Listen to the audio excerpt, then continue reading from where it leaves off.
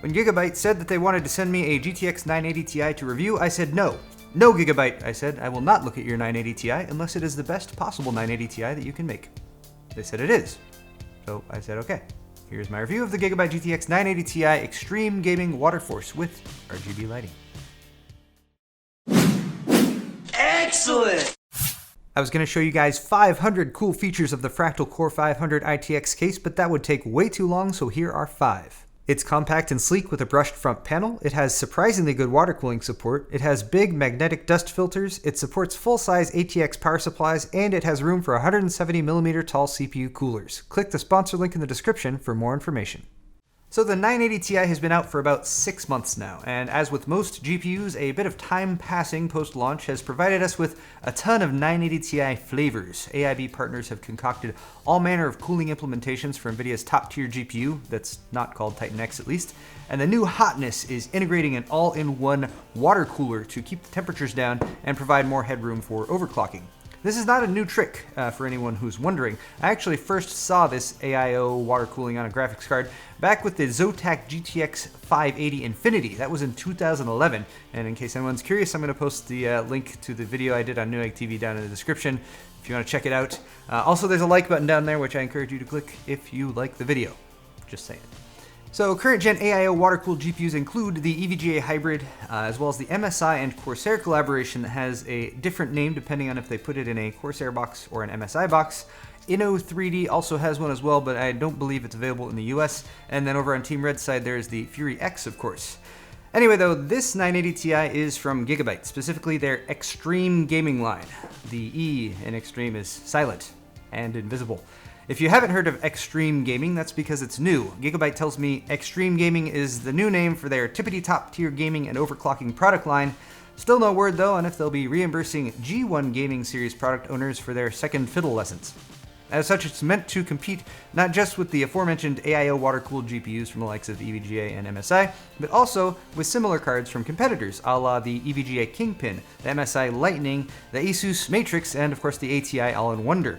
All of these cards share a similarity in that they manufacturers promise that you get a binned GPU for the price premium. That means that they've tested all of the GPUs in their stock that they got from NVIDIA, and they choose the chips that can overclock to higher frequencies for these cards specifically. And for many enthusiasts, that alone is worth the price. Here's a closer look at the card though, and I'm wondering what you guys think of this design. Aesthetically, I kind of feel like it's actually a step back from the G1 Gaming series, particularly the 980, which has that all black metal shroud design and feels kind of like holding a solid brick of copper in your hand when you pick it up. By comparison, the Xtreme Gaming Waterforce feels much more lightweight, and I was actually a little bit disappointed with the kind of flimsier feeling plastic shroud that they have on there this time around. Aesthetics are actually my biggest complaint about this card, which is good if all you care about is performance, but let me just get this all out here. Aside from the flimsy shroud, the RGB LED lighting feature is there and can be controlled via Gigabyte software. The logo and these two strips down either side of the window light up, and you do have a range of colors to choose from and some flashing and breathing options for effects. But the LED colors I found were inconsistent between the Gigabyte logo on top and the two accents on the windows. And in what seems to be an ongoing design flaw for RGB LED implementation in the PC space, there are other lights on the card that can't change their color or be turned off. Yes, the two white LEDs that conveniently tell you if your PEG connectors are in are nice, but then they're white, so they blend in a little bit more better, but wow, do they stand out.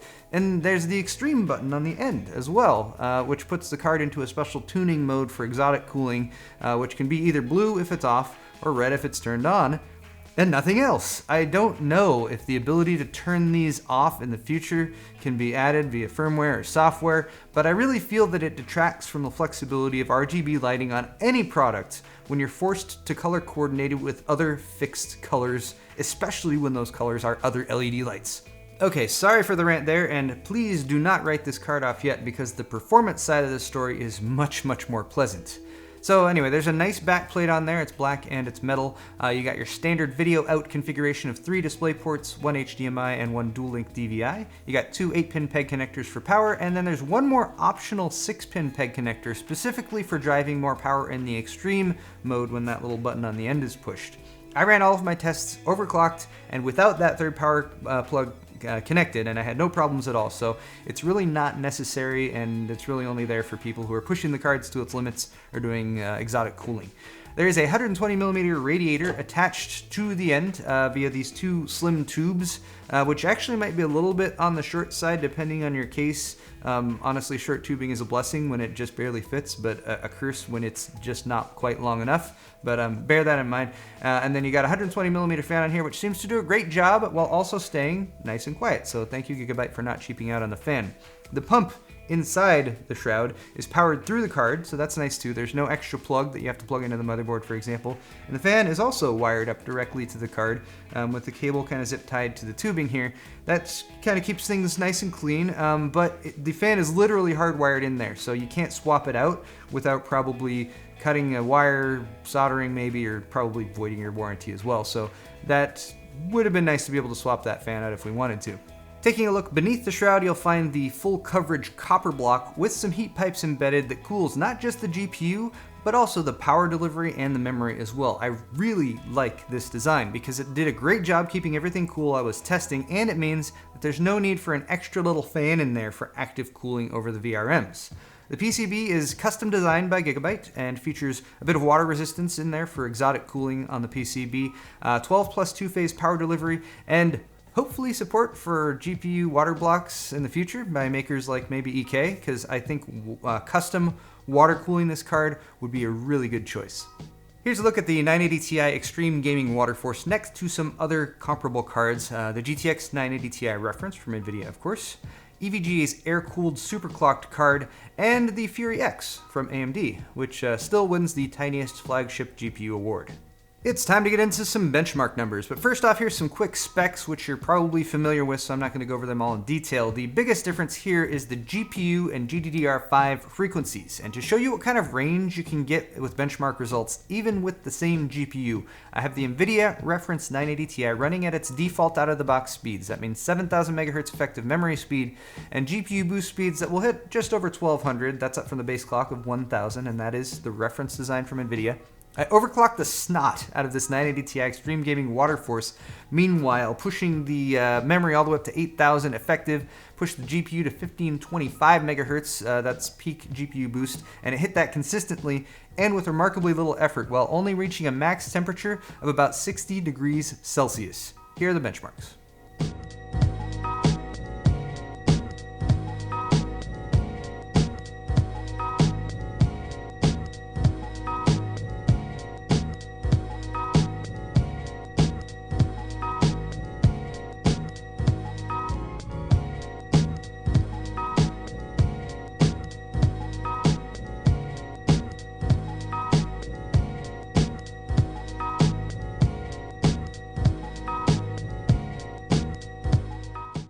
Well, those were some sexy benchmarks. Here's a quick aside though about AIO water cooling in general. If you want a water-cooled GPU, consider this. Water cooling will give you much lower GPU temperatures, and it can keep the memory and VRM temps down too.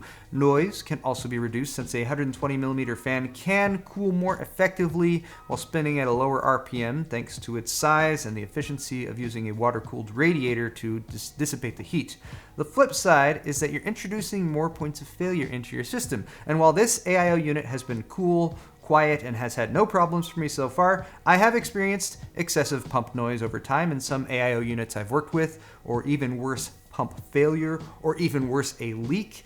Depending on the product in question, these incidences should be rare, but it is something I think prospective buyers should take into account. Anyway though, here is my conclusion. If it wasn't evident in the benchmarks, based on pure performance, this is the fastest 980 Ti that I have laid hands on. It does a great job of keeping temps down, making very little noise even without being installed in a case, and there's just tons of potential here for aftermarket water cooling, exotic cooling of course, and extra performance via overclocking even with just its out-of-the-box state.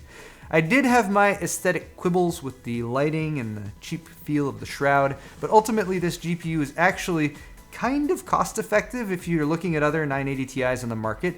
The MSRP is $720. That's less than the MSI Lightning, which is $790, although checking just now before making the video, it's available for $700 with a sale and a mail-in rebate.